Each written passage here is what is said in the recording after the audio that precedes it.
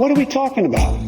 Right and wrong. Come on, man. What are we talking about?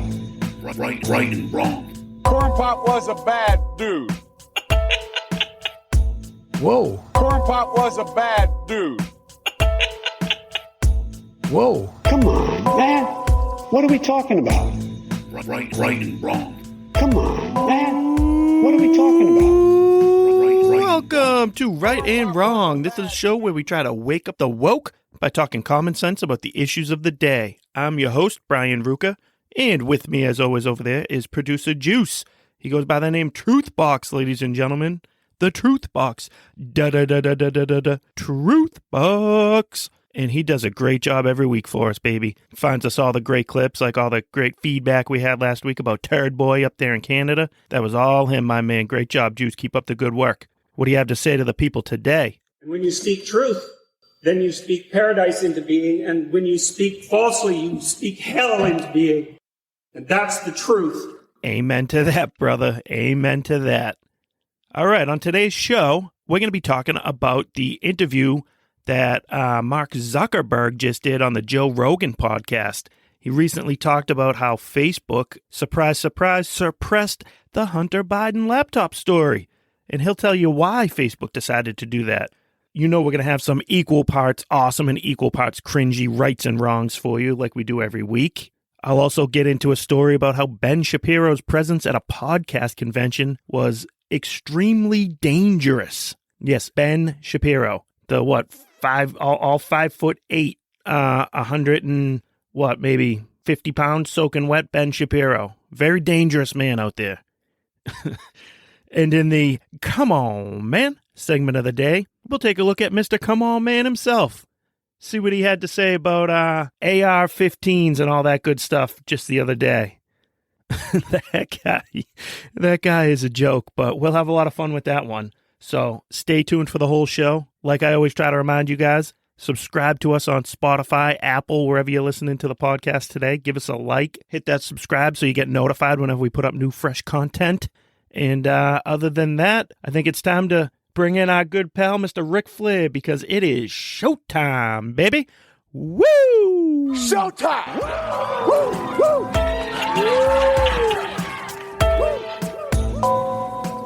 All right. Well, I've been doing some thinking lately, and I think I'm coming to the conclusion that we kind of live in a pretty selfish time in the world today. Out there in, society, the world that we live in, America specifically. And why is that? Well, obviously, I think it's because we have easier lives these days than we ever have before.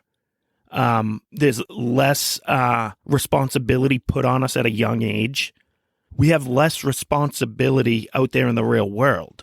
I mean, I think we do have political issues. We've had wars and conflicts in our time, but they're not the same as the World War I's. World War II, Vietnam War. Doesn't quite feel like the same type of responsibility that those generations had on them that we have nowadays, which has allowed the adults in today's world and the kids that they're raising to become more selfish.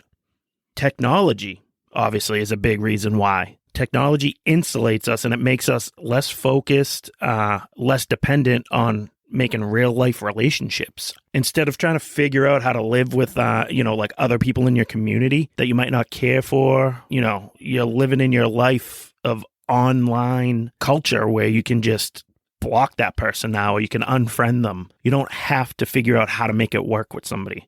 We're a lot less neighborly, I think, because of that. You don't have to know your neighbor. You don't have to go knock on your neighbor's door and say, lend me some sugar. I am your neighbor. Because you could just order it online and it will be at your doorstep in an hour or so. Technology has definitely made us selfish and insulated. But how does that translate to politics? That's what this show, what this podcast is all about. Think about the things that the left values the most, and they're all rooted in selfishness. That's what they can be broken down to. Boil it down to its simplest form. The left is selfish. Think about my body, my choice. What's more selfish than that? Think about it. It's the very first moment in a woman's life when she's called to become responsible for someone else's life, and she chooses to kill that life rather than selflessly protect it? Are you kidding me? Becoming a mother, becoming responsible for another human being, that's one of that is maybe the most selfless thing that anybody could ever do. In abortion culture, the abortion industry, craze, disease in this country, it's programmed an entire generation and then some of women to look at that as a self-empowering decision, as a act that makes them a stronger woman, something to be proud of, when in fact it's incredibly selfish. And what about the men? Don't think you're off the hook in this either. Men that support abortion, extremely selfish. Abortion has granted men the ability to have sex without consequence. Of course, scumbag men out there are going to support abortion. Now they don't have to live with the responsibility of possibly creating another life and then having to care for that life. It's even worse for me when you see the men that support abortion, because they get to walk around and pretend like they're the good guys in the equation. They get to try and act like they're all supportive of women's rights and everything. Ladies, I'm telling you, be wary of the men that support abortion. They're wolves dressed in sheep's skin. Seriously, it absolutely disgusts me. Flip that around and think about the way the right views abortion. I realize I'm here in front of a microphone expressing my pro-life views, but you know what? Honestly, it's pretty easy to do because I'm here by myself. No one's there in front of me arguing back.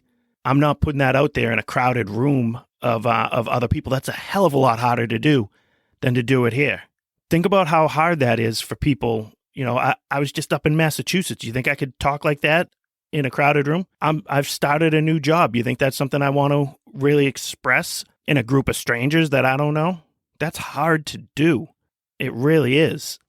But it's not hard to be pro-abortion.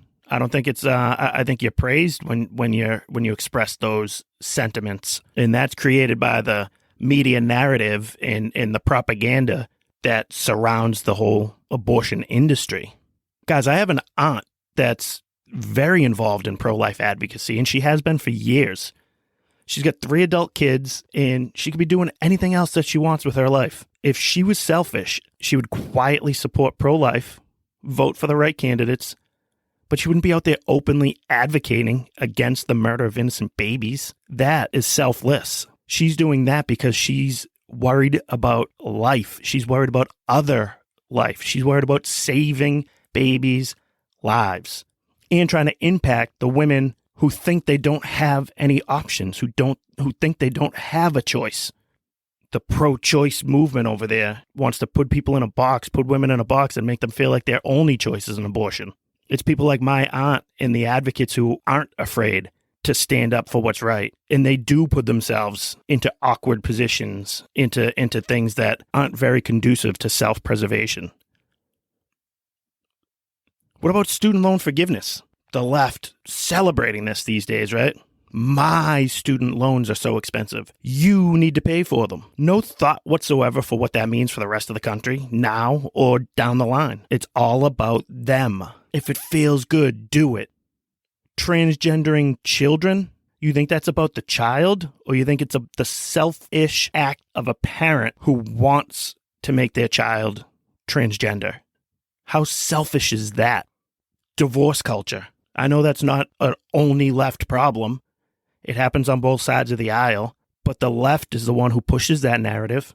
The left has allowed this country to go to no-fault divorce. The left has removed religion from a lot of people's lives.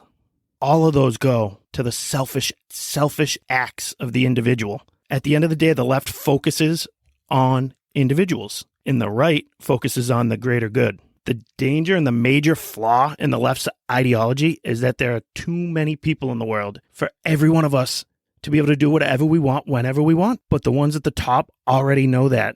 They understand that. They want to sell people. They want to sell the American people. They want to sell the world on the drug of selfishness until you're too high to get off of it. And you're left waiting for them to give you more. Absolutely disgusting. And we need to look in the mirror a little bit more. What's the best quote by one of the most famous quotes ever, and ironically by a Democratic president? Ask not what your country can do for you, but what you can do for your country. Love to see the Democrats support something like that again. No way. No way. No way.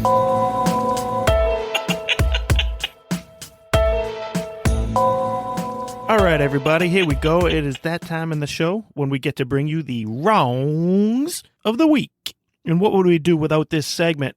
I mean, thank God we got me and the Juice Man here.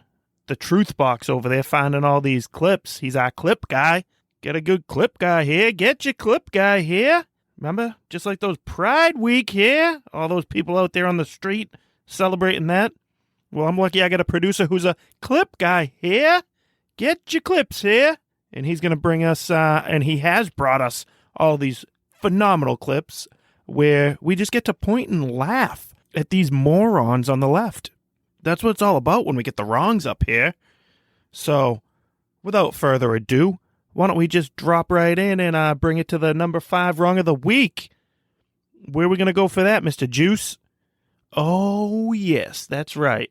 We're going to bring it to the press secretary herself, the very black, very gay KJP, Karine Jean-Pierre, because she wanted to let everybody know why it's okay to declare a national emergency to relieve student debt loans, but there's no national emergency at the southern border. What do you think she's going to do to handle this one? Juice? Number 5. HEROES Act hinges on student debt cancellation being tied to the pandemic and that being a national emergency. But the administration argued in court that the pandemic is over at the southern border to lift Title 42. It's so over that the government's going to stop buying vaccines in the fall and shift to the private sector. So how is this a national emergency? How's COVID a national emergency when it comes to student debt? So it's a very good question, and I'm glad you asked it. Look, we use the HEROES Act because there are going to be some people, when we lift the pause, that's still going to suffer. They're still going to have a little bit of a hard time. And so that's one of the reasons that we made this decision. Very insightful. I mean, thank God that woman is just so gay and just so black that it just makes her the greatest, smartest, most skilled press secretary we've ever seen. My God. She is just horrible at that job. When we really circle back and look at it, our girl Psaki really wasn't that bad, I guess. I mean, dumpster fire as well, but at least she was a little bit better at the job. I mean, she didn't say anything there. She might as well have just said, oh, because there's an emergency when we need it to be and we want it to be, and it's not an emergency when we don't want it to be and don't need it to be. What are you going to do about it? Again, I know I've made the reference before on this show, but that her answer there is like that kid in Big Daddy. I win. What do you mean? I have a 5, a 6, a 7, a 2. I win. Because I win. This is bull. All right, take it easy, man. Every time's different cards, he still wins. So what? Relax, he's a kid. There should be same set of rules for everyone, no matter what age. That's what the White House is like. That's the Democratic Party in a nutshell. What are we playing here for politics? I win. Oh, we're going to burn down the country throughout the summer of 2020? Peaceful protests. Oh, we get the horn hat guy walking into the rotunda, Capitol Rotunda in Nancy Pelosi's office after he's let in by the police. Violent extremists trying to overthrow the government. You know, whatever they need it to be, that's what it's going to be. So they want to bribe everybody to go out and vote for them in the midterms. Then, you know, there's a national pandemic. I mean, a worldwide pandemic, global pandemic, and a national emergency. We need to forgive these student loans. Oh, we need some more votes in this midterm, and we want the support of illegal immigrants. Open the gates. Open the border. No emergency here. Nothing to see here. Bring them on in, people. What a joke. Next. All right, this one here, we're going back to that Pennsylvania Senate candidate, John Fetterman. Remember we had him last week on the show? Told you how he recently suffered from a stroke and how he's not quite all there. Well, I forgot to mention that he's also racist. So you don't need me to tell you that. Why don't we just hear from the man himself? Juice, take it away. Number 4. In my own state, they are going to attempt to pass a constitutional amendment, making sure that universal voting ID for every time you vote, not just when you sign up to vote, but every time you vote, because they understand that at any given time, there's tens of thousands of Pennsylvanians who typically are on the poorer side and are people of color that are less likely to have their ID at any one given time. What? That's racist. Again, how many times do lib progressive nut jobs have to go out there and tell you how racist they are? Are you kidding me? How insulting is it to black people when you have this white guy in his hoodie trying to tell everybody else that we can't have voter IDs in place in his state because black people can't get IDs? That's what he thinks? He doesn't think black people are capable of having a photo ID on their person. I don't know who goes anywhere without a photo ID. How do you do anything in this world without one? Are you insane? And he's like tries to sell that like it's some like ridiculous requirement, some unbelievably difficult ask that you literally have a picture with your name attached to a card that shows and verifies this is you, your name, your picture, and you're coming to vote. One person, one vote, right? Well, if it was just that simple and that easy, the Democrats would never win again. Next. All right. The third wrong of the week that we got coming up over here is from our favorite vice president. Yes, that's right, ladies and gentlemen, Miss Kamalama Ding Dong. She's about to come right in and have herself a little bit of a Michael Scott moment. That's all I could think of when I heard this clip, but she's talking about, in the clip you're about to hear, she's talking about this this missile launch that's going up to space. I think it's going to the moon, the Artemis, whatever number they attach to it. But she's giving a speech from the airfield. She just got off the plane in there talking, and she really thinks she's clever with the phrase she uses. And I don't want to spoil it on you. Let's just let her tell it to us in her own words. Juice? Number 3. Well, it is good to be back in Florida, and I am very much looking forward to tomorrow. You know, as the head of the Space Council, I can tell you I'm so proud of what is happening in terms of our space program and the leadership that the United States is providing to the world. The Artemis program is the beginning of the next era of what we have a history and a tradition of doing, of providing vision and inspiring innovation in a way that is going to benefit all mankind and womankind. And so I'm very excited to be here. Looking forward to tomorrow. Thank you. You catch that? All mankind and womankind. And she makes this face like she's like so clever. And I'm telling you, all I could think of was that Office episode, season 3, episode 1, the gay witch hunt. Go look it up if you haven't seen it in a while. But when Michael inadvertently exposes Oscar for being gay, and he learns his lesson, and by the end of the episode, he uses one of his "that's what she said," and then he's so proud of himself when he incorporates the he as well, because he's all inclusive, Michael Scott. And that's exactly what Carmela Della Ding Dong. That's what she just did with that. She's talking for all mankind. You don't need to womankind it, you moron. All mankind covers women. Does she realize that?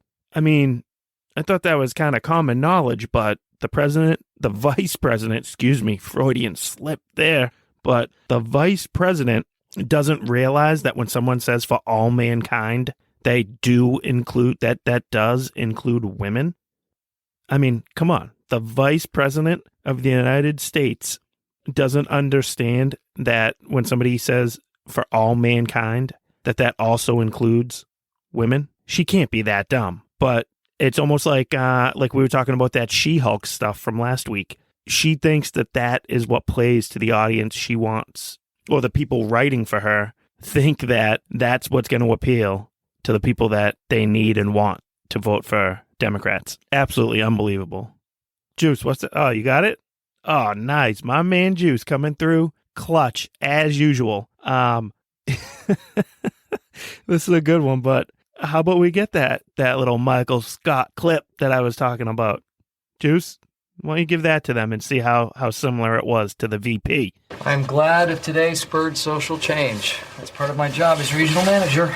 But you know what? Even if it didn't, at least we put this matter to bed. That's what she said. Or he said. I love it. Oh, it's great. And right down to the same like facial expression that she made there too. Like it's like dawning on him and it was dawning on her in the moment like, that's what she said. Or he said. And she dropped the old for all mankind. Or womankind.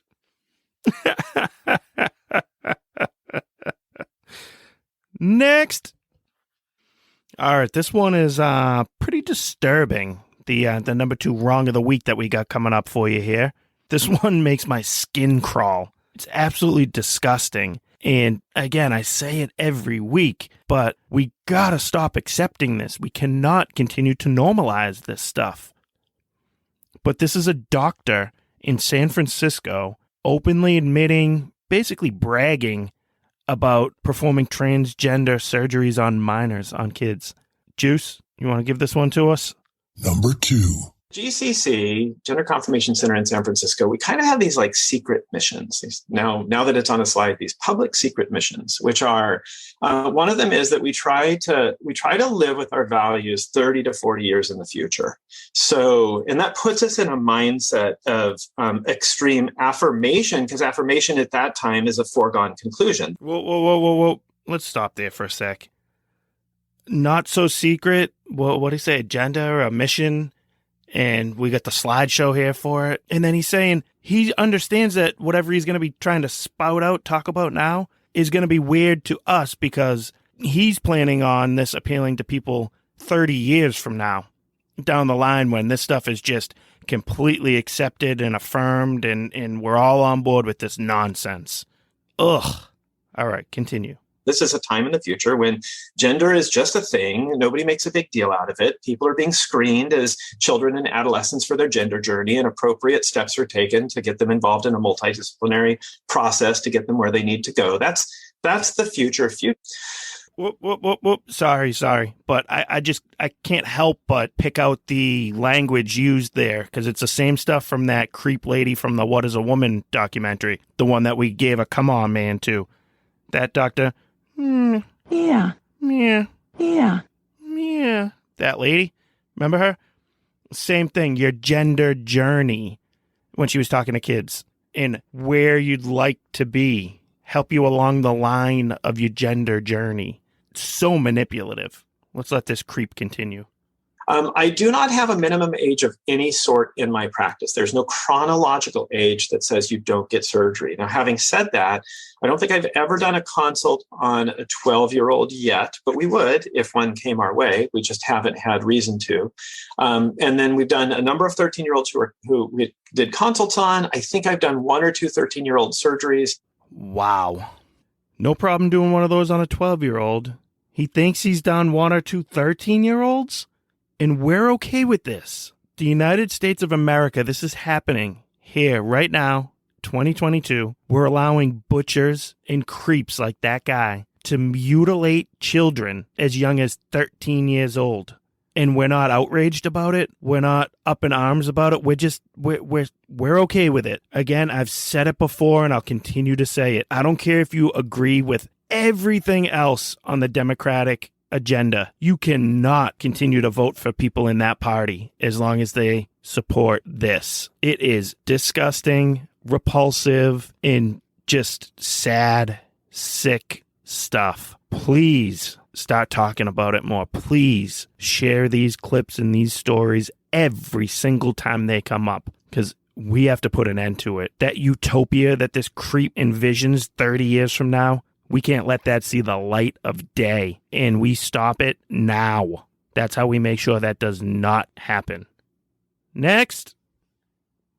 All right, and that brings us into the number one wrong of the week, and we will go right back to that very gay, very black press secretary, Miss KJP, when she wants to explain to us that half the country are semi-fascists. I guess she wanted to lay the groundwork for President Unity's speech that he gave last night, huh? Well, why don't we listen, see what she had to say. Juice? Number one wrong of the week. On this semi-fascism comment, is this something we're going to hear more of, that phrase? Is it something the president's going to kind of embrace? Or is there any sense that it was, a little impromptu and it's going to turn into a kind of basket of deplorables thing that he regrets and that tries to be quiet about? Look, I was very clear when laying out and defining what MAGA Republicans have done, and you look at the definition of fascism and you think about what they're doing in attacking our democracy, what they're doing in taking away our freedoms, wanting to take away our rights, our voting rights. I mean, that is what that is. It is very clear, and that's why he made that powerful speech that you heard from him last night, and he has not shied away from saying that. Wow. Yep. I mean, that's just what they think. That's what they think of all of us. And to be clear, that clip was from earlier in the week, so she's not even referring to that horrible speech that Biden delivered literally last night. So the one she was referring to was even earlier in the week, but same idea behind it. Anybody to the right of Bernie Sanders is a fascist, racist, white supremacist, MAGA Republican. I mean, that's just their game. Again, it's like the one from the beginning of the wrongs, where it's just whatever they need at that time. That's what fascism is. That's what racism is. That's what a deplorable is. Whatever they want to call you, but that's what they think of us. It's not about Trump, and it never has been. We've just allowed them to use him as their bullseye, as their straw man. But he said it, and he was so right when he did, that they don't hate him, they hate you, referring to all of us. If you're a conservative, they do not want you to have any say at all. And they want to sit up there and act like the victims, that these MAGA Republicans are trying to take away their rights, and get out of here with that. Oh, because you want to have somebody show you their picture ID when they go to vote, that's trying to take away somebody's rights? Nope, it doesn't play for me, my friend. Authoritarian, running the country like a dictator. Look at what Biden's been doing. Look what he's been doing with his CDC. He tried to weaponize the OSHA department. He's creating a military version of the IRS. He's using the FBI, the DOJ, to go after his chief political rival. And the Republicans are the dangers to democracy? She's representing the president from the party that's standing behind the guy we just played in the number 2 wrong. What's more dangerous to this world, to this country, to our children? People that wear a red MAGA hat and vote with conservative values?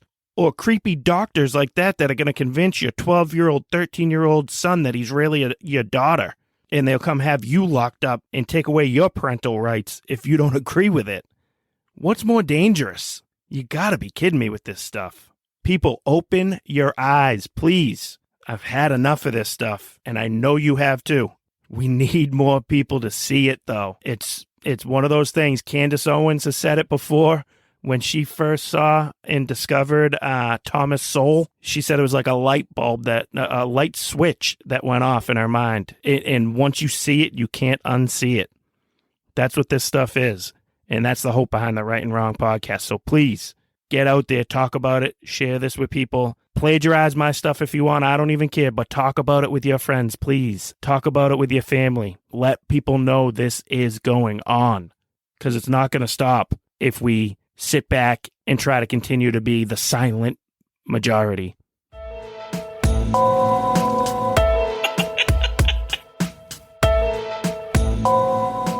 All right, so Mark Zuckerberg was on the Joe Rogan show recently, and I feel like this story kind of got lost in the shuffle a little bit, maybe. I don't know. I think it's huge, bombshell, ridiculous story, and that's why we're going to talk about it. So before we jump into it, why don't we just hear from the horse's mouth here and play you the clip of Mark Zuckerberg on the Joe Rogan show. Juice? Basically, the background here is the FBI, I think, basically came to us, some folks on our team, and was like, hey, just so you know, like, you should be on high alert. We thought that there was a lot of Russian propaganda in the 2016 election. We have it on notice that basically there's about to be some kind of dump of that's similar to that. So just be vigilant. So our protocol is different from Twitter's. What Twitter did is they said you can't share this at all. We didn't do that.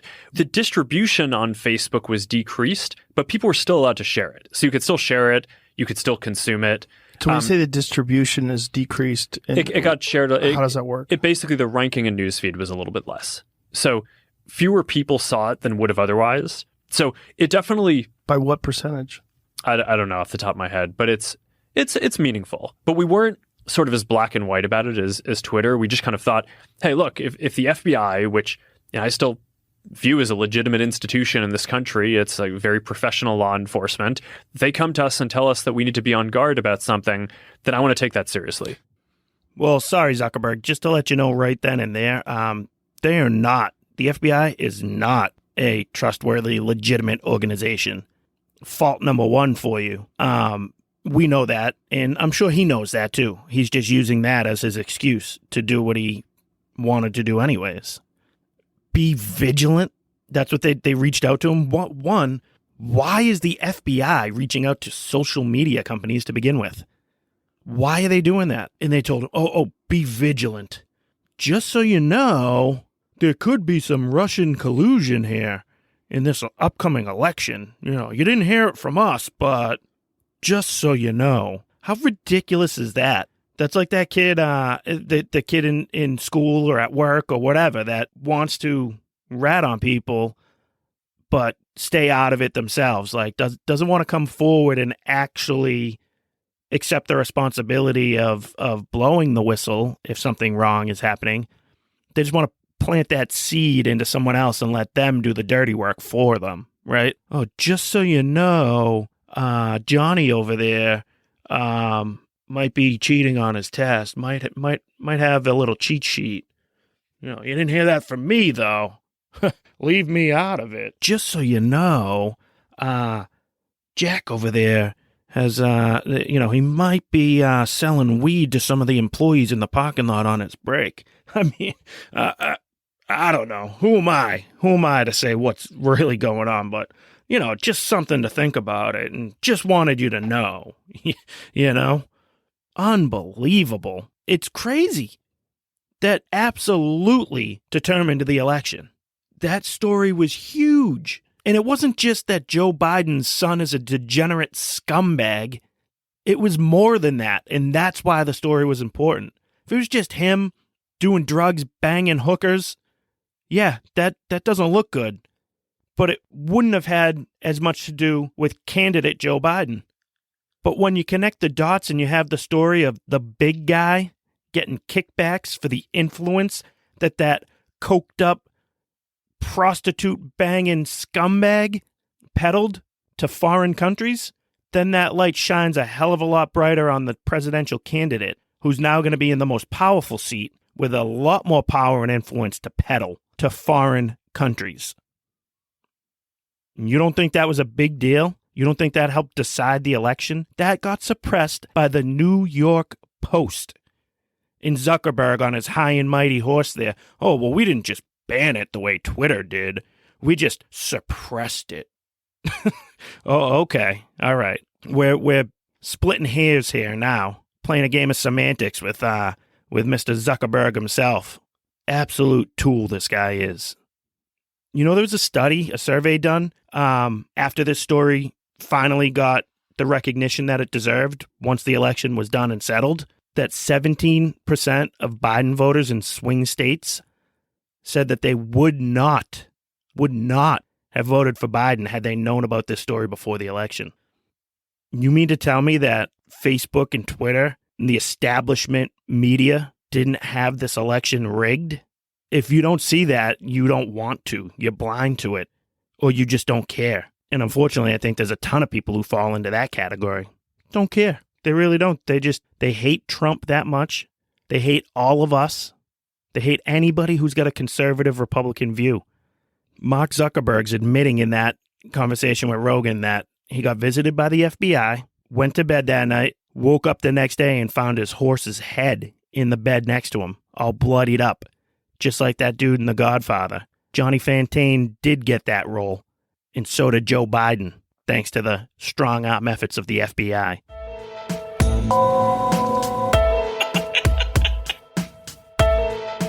All right, it's about that time in the show when we kick it on to the rights of the week. These are all those great heroes out there willing to stand up, speak up for what's right, and we got to respect that. It's not easy to do. Not easy to put yourself out there, open yourself up to scrutiny, attacks of homophobia, bigotry, racism, all that type of stuff that the left is going to throw at these people for simply speaking the truth. So that's why we like to recognize, tip our caps to a lot of these people every week that do the right thing. There is one, before I jump into the top 5, we have an honorable mention, number 6, right of the week this week, and I kept it at number 6 and off the main list because we don't actually have a clip of it, and we prefer to play clips on this stuff, but just a little sidebar for everybody. I don't know if you heard this or not, but Governor Gavin Newsom's in-laws reportedly donated a ton of money to Ron DeSantis' re-election campaign. I love it. Newsom's such a tool, and he tried running those ads like directly attacking Florida and DeSantis over the summer, and I just don't think it worked. Just made him look stupid and reiterated the fact that so many people are fleeing California and actually going to states like Florida where they allow you to be free. And it's awesome that his in-laws are just completely against him and going for his main political, I guess, rival, if you want to do like a governor versus governor to the celebrity death match, bring those things back. That's who it would be. And the Newsom's in-laws just are like, nope, we're good. We'll take DeSantis over here. Awesome. So, all right, let's break into the main list. Juice, you ready for number 5? We got this dad down in Tampa Bay who spoke up at a school board meeting about the material that they're subjecting these young kids to. So let's hear what he has to say. Number 5. Good evening. My name is Will Witt, and I'm here to really ask what is wrong with Hillsborough County Public Schools that they would allow such a book like This Is a Book That's Gay in their schools. I mean, if you look at what's happening in this book, it is pornographic. If kids go online, they are not allowed to watch porn. It is illegal for them to do so. The kids at these schools are 11 to 13 years old, and it is encouraging them to go on the dating site Grindr. You guys, the world that you live in, you know what Grindr is. It is not just a place where you go and meet other people. It is a gay sex app, and you are encouraging children to go onto that app and engage in these sexual activities. You are opening them up to sexual predators, and you are opening them up to grooming. And so what I'm here to say is that there are no excuses for having a book like this in classrooms at schools here in Florida. It is evil, and there really are no excuses. Your guys' job, what you are supposed to do, is to protect children, not expose them to pornographic material, disgusting, vulgar material. And so I ask you what to do is to do your job and not to sexualize and indoctrinate children. Thank you. The only thing I would disagree with him there is the thank you at the end. Don't thank them for anything, pal. Screw them. They don't care about your kids. They don't care about my kids. They don't care about anybody's kids. They care about pushing a woke, progressive agenda, and that's about it. You do got to tip your cap to this guy and like the fact that he used Bill Belichick's line of "do your job, stay in your lane, educators. Stop trying to go all in on this gay lifestyle, transgender lifestyles, this sexualization of children, taking away their innocence. Enough. Stick to the reading, writing, arithmetic, geography, history. I don't even know if I can trust you with that, but stick to the basics, okay, people? Next. All right, we're gonna go over to this one, which is a clip of a guy breaking down the Jussie Smollett situation, and he pretty much just breaks it down in a nutshell what it all was. So let's see what he had to say. Number 4. As I did with the Jussie Smollett case, that was another example that sort of, I mean, wasn't that kind of the ultimate trajectory of identity politics? Because what he was saying to America was, I'm going to create the most unlikely, impossible, illogical scenario in the world, and I'm going to make America believe it because they're so deranged that I can get away with it. And so it wasn't just, I'm African American, but I'm going to be African American and gay. I'm not just going to be African American gay, I'm going to be African American and I'm going to hate Trump. I'm not going to be just African American and hate Trump. I'm going to be young and hip on Empire. I'm not just going to do all that, but I'm going to be walking at 2 a.m. And I'm not just going to be walking at 2 a.m. I'm going to see 2 white guys who happen to be prowling around liberal Chicago. And not just 2 white guys are doing it. They're going to have a MAGA hat on. And they're not just going to have a MAGA hat on. 2 white guys with a MAGA hat and liberal Chicago are going to say, we're going to prowl around because maybe Jussie Smollett, whom we immediately recognize and yell out as the enemy of Empire, because we always watch Empire. And, you know, Bob says to Fred, let's go out and look for Jussie Smollett type people tonight. And by the way, let's take some lynch rope with us. And then and if that's not enough, let's get bleach that freezes at 5 degrees, and we'll throw it and defy the laws of chemistry. It won't freeze in our case. And then not only will we do all that, we'll beat him up, and we're very big, but Jussie's very small, but he's a better fighter, and he's going to fight us off while he's got his sandwich in one hand and his cell phone in the other, recording the whole thing. That's what we were asked to believe, and the nation did. And so, I mean, the guy nailed it there. I like the way he broke it down, and you hear the crowd laughing along and start clapping at the end. And it's true, but where is the lesson learned, or why haven't we learned the lesson yet? I mean, we're seeing another one of these types of stories again, not as extreme or as ridiculous as the Smollett one, but this Duke volleyball player who was claiming that the N-word was being shouted at her every time she tried to serve at a game against Utah. And, you know, like Bass was telling me, ESPN ran with the story. They were all over it, talking. You had Stephen A. Smith up there with his thesaurus trying to grab his big word of the week for you and talking about how racist it is. And then they were painting it as, because it was in Utah, you know it's racist and all these white Mormons out there. But the story, nothing happened. There's no evidence of it happening at all. So can we back up a little bit, pump the brakes when we get these stories thrown out there? I mean, 99.9% of the time, these race stories turn into race hoaxes. And we got to stop and think, like, what is the incentive here? Why are people doing this? And it's because the media runs with it.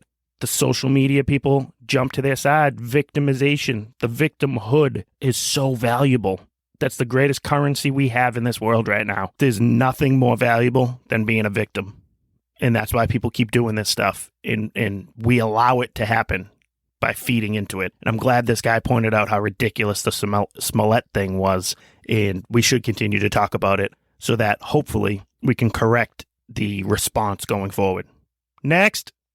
All right. The number 3 right of the week, Juice. Let's go back to our favorite White House reporter, Mr. Peter Doocy.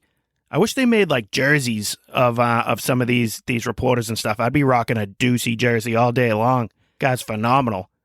He is like the Tom Brady of White House reporters. It's great. We could probably use him every week in the rights. And he just happens to look like Zach Morris, which is even better for him. So why don't we hear what he did this week or this time when he roasted KJP. Juice, you ready? Number 3. How is it 2 different things? Somebody unvaccinated comes over on a plane. You say that's not okay. Somebody walks into Texas or Arizona unvaccinated. They're allowed to stay. Why? But that's not how it works. Like we actually no. I know that that's not what you guys want to happen, but that is what is happening. But that's not. It's not like somebody walks over and that's not how. Exactly what's happening. Thousands of people are walking in a day. Some of them turn themselves over. Some of them are caught. Tens of thousands a week are not. That is what is happening. I love it. She has nothing to say. She's no, that is not happening. I love that he's like, that might not be what you want to happen, but that is what's happening. And it's so true. You need to show that vaccination proof for entering the country on a plane, doing it the right way, but illegal immigrants can flood the border and they're just allowed to stay. No consequences, nothing. At least we got Governor Abbott down there shipping them to D.C., New York, and now Chicago. So at least we are making the progressive leftist libs deal with their consequences of their terrible, terrible policies. So amen for Peter Doocy being there, and KJP, horrible at her job. Next. All right, and let's move on to the number 2 right of the week. This one's not really up my alley so much. This is Juice's expertise, but it's a guy talking about what's going on in the Netherlands, and the supply chain with food, and the government really trying to crack down and regulate agriculture. And it's kind of being slept on a little bit. And again, I'll admit I'm not fully caught up on it, but it speaks to those in power. Those at the top, the idealists of this global economy, and they're trying to use that to manipulate people and to control people. And this guy breaks it down. He's talking about the clip and how it should be eye-opening for us when we see the World Economic Forum try to manipulate and control people, and why it would benefit them and, just make all of us completely dependent. So take a listen and see what you guys think of this guy. Number 2. Why has the Dutch government, a guy called Rutte, the prime minister, completely owned by the World Economic Forum and Klaus Schwab, why has he just announced that the Netherlands, the second biggest exporter of food in the world, is targeting farmers to destroy them and get them off the land, which is where all these farming protests in the Netherlands have come from? At a time of food shortages and supply chain problems, you are targeting the second biggest exporter of food in the bloody world to destroy its farming base. Why are you doing that? If people depend on you for what's left of the food, you control them. Where food is abundant and cheap, you do not control them. Where energy is cheap and abundant, you do not control them. Scarcity equals dependency equals control. And that's why they're targeting the food chain, they're targeting the energy supply, they're targeting everything. Why is that so hard to see for people? I mean, that's the same philosophy behind the dependency on the welfare state in our major cities. Dependency. That's what they want. They want us to depend on them, and it's going to be the small elitists at the top deciding how much of a ration they want to give to the rest of us. Next. All right, we're down to our number 1 right of the week, baby. You ready for this one, Juice? This one broke my heart when I saw it, man. This is a young girl who is speaking up in California against this SB 107 bill that they're trying to pass, which would turn the state of California into a sanctuary state for trans children. Children trying to come get transgender affirming care. And we know by affirming it means, going against everything that is accurate and correct. So it's really just, it's the opposite of what that word means. And she's speaking up because she went through this and now has seen the light of day in how terrible and horrible it was for her to have to go through that. So she's trying to speak up to make sure it doesn't happen to others. And want you hear what she had to say. Number 1 right of the week. Name is Chloe Cole. I'm 18, and my story is not hyperbole. Starting around the age of 12, I began to believe that I was transgender. This belief was not organic. All the media I consumed as a kid showed me how stupid and vulnerable being a girl was. All the sexualized images of women gave me an unrealistic expectation of womanhood. I spent a lot of time online and quickly saw all the praise coming out as trans god on Instagram and other social media. I was a bit awkward in school and had some trouble making friends. Like many dysphoric children, I also suffer from a variety of mental health conditions, so I easily fell prey to the narrative that if I felt different and did not want to be a highly sexualized girl, I must be a boy. I obsessed over becoming a boy.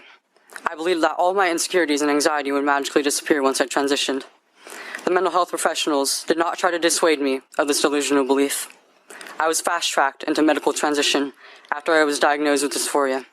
In California, a child can pick their gender identity, and a care provider questioning that would be considered conversion therapy. This wasn't a misdiagnosis.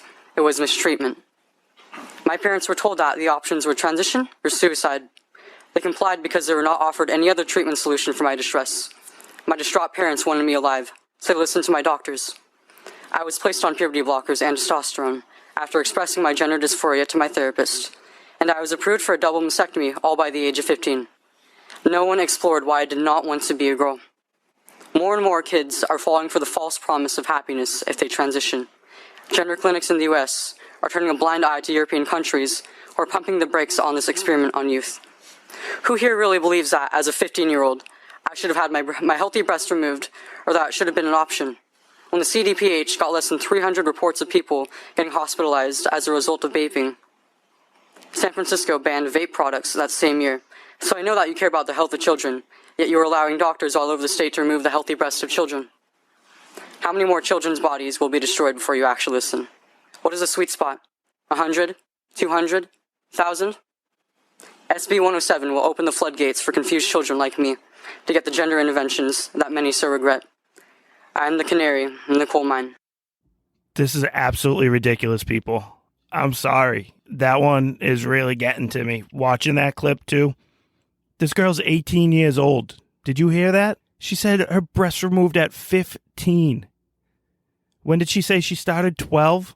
12 years old, just like that creep in the wrongs that we gave you? What did he say, that doctor? I've performed surgeries on kids as young as 13. I haven't had a 12-year-old yet, but I would. Absolutely disgusting. Why are we allowing this to happen? 15-year-old girl, breast removed.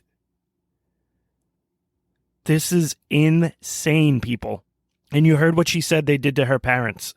The doctors told her parents, either you go along with this or your kid's going to commit suicide. It's emotional blackmail that they're trying to do to these parents.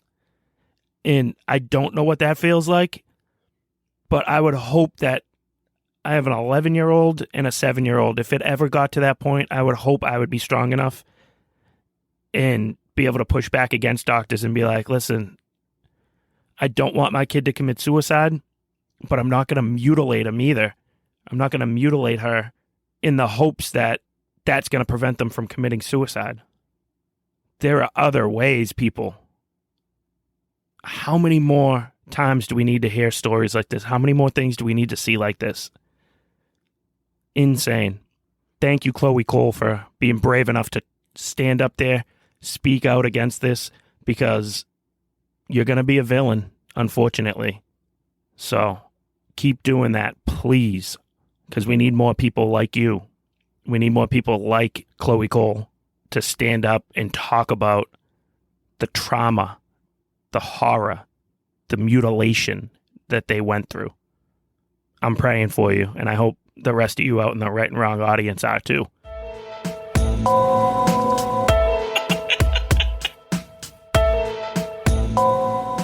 All right.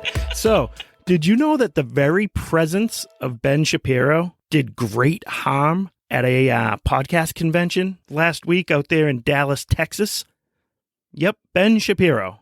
What a harmful, intimidating man that guy is, huh? Well, there's this convention that goes on every year, I guess, and it's run by this group called Podcast Movement.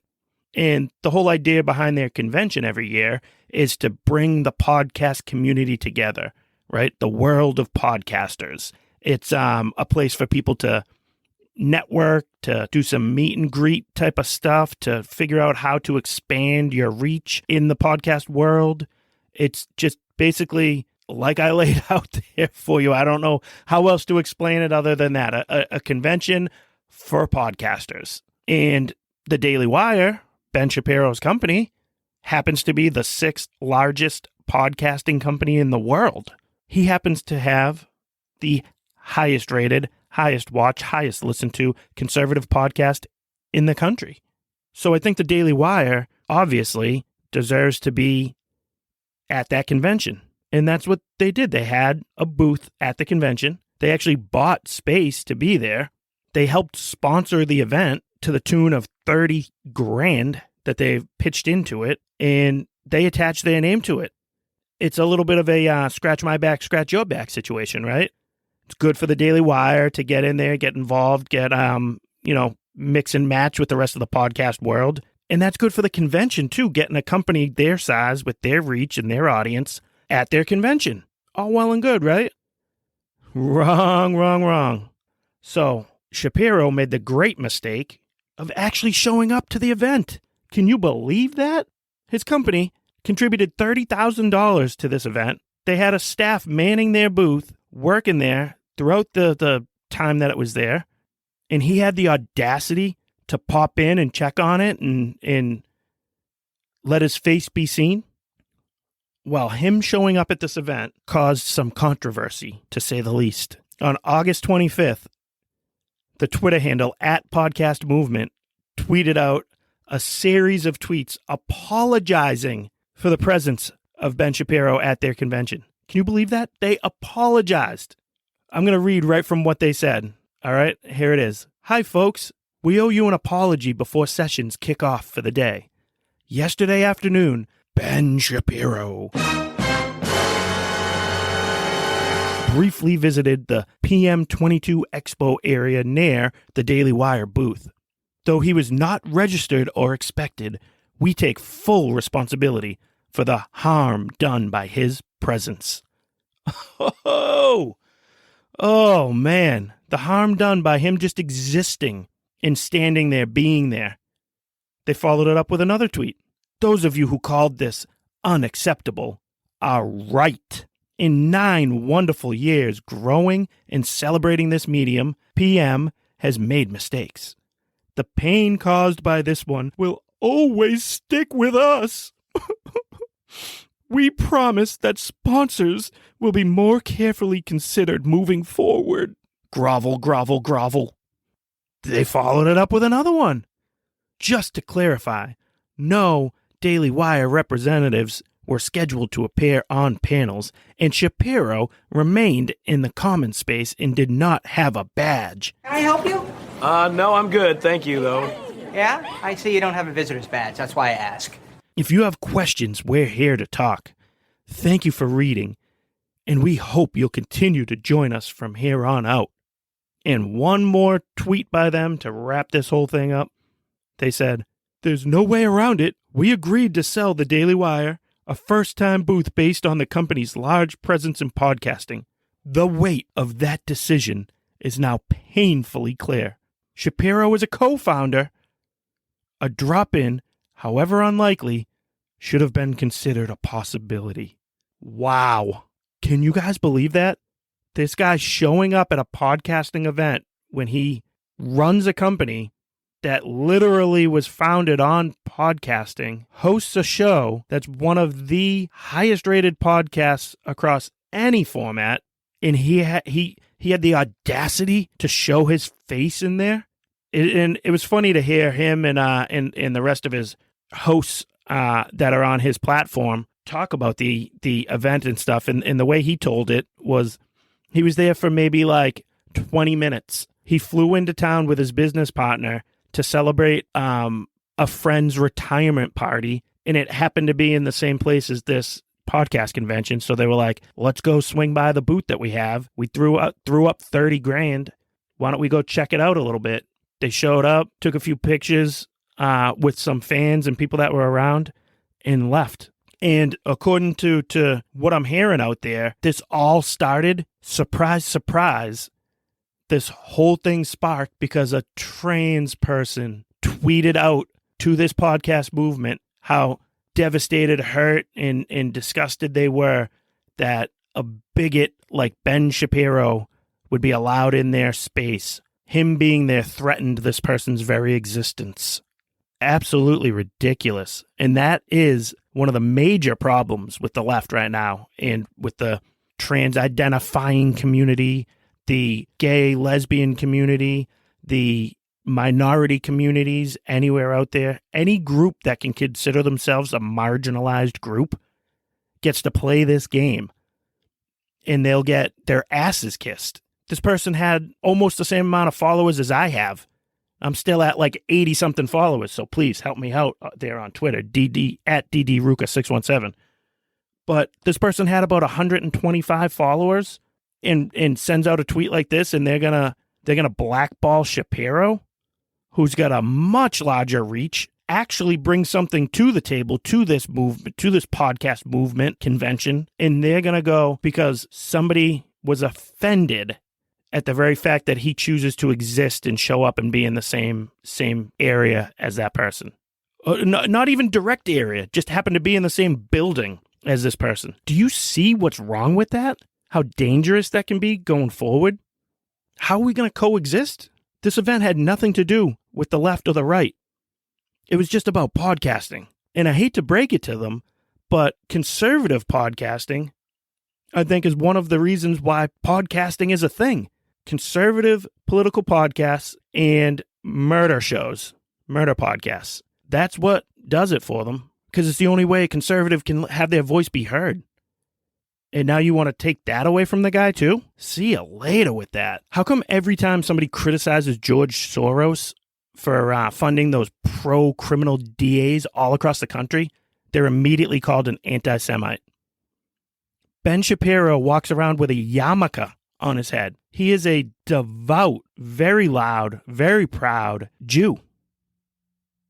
Why isn't this company being blasted for being anti-Semites? Are you kidding me? They can get away with it because he's a conservative? If he was on the left and someone tried to do something like this to him, you know that's where they would go with this. Oh, we're trying to silence a Jewish man.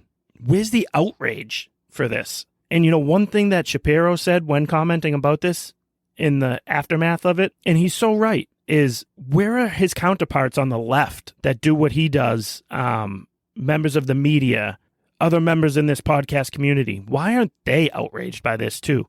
And it goes back to what we started at the top of the show with, selfishness. That's why. It's not happening to them, so they don't care. Keep your mouth shut out of self-preservation. He stood up on his show and spoke up for people that disagree with him. Even when something wrong is being done to them, he'll speak up and say that it's wrong.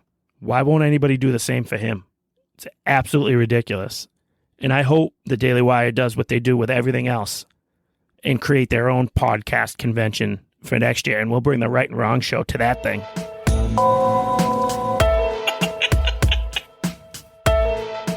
All right, ladies and gentlemen, it's about that time in the program when we get to one of our favorite segments, the always fun, always popular, come on, man, segment of the day. And surprise, surprise, it's about Mr. Unity there, Weekend at Biden's. And he gets to be the main character, the lead star in the segment that's named after his phrase. So how did he get here, you wonder? Well, I mean, he could probably be here just about every week. But this one was from a speech he gave just the other day, town hall setting, where he wanted to go on that theme that we've already hit on from this show a little bit, where the dangerous right is at it again in his mind, right?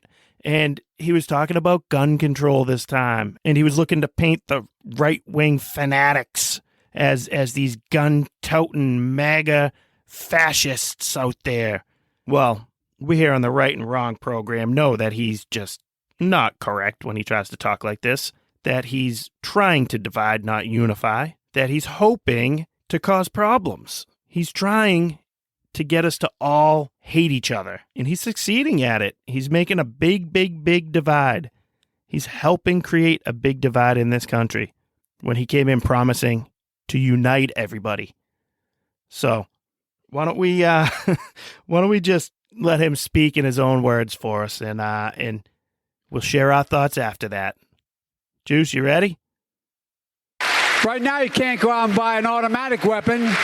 You can't go out and buy a cannon.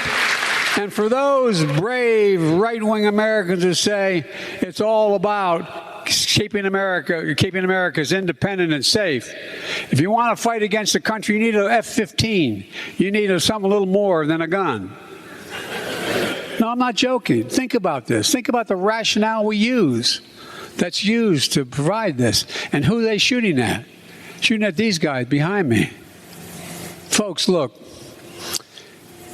I went to every major school shooting and around in the country since I was a chairman of the Judiciary Committee all the way through as vice president and president. Over 48,000 people died from gunshot wounds in 2021 in the United States of America. Over 26,000 by suicide.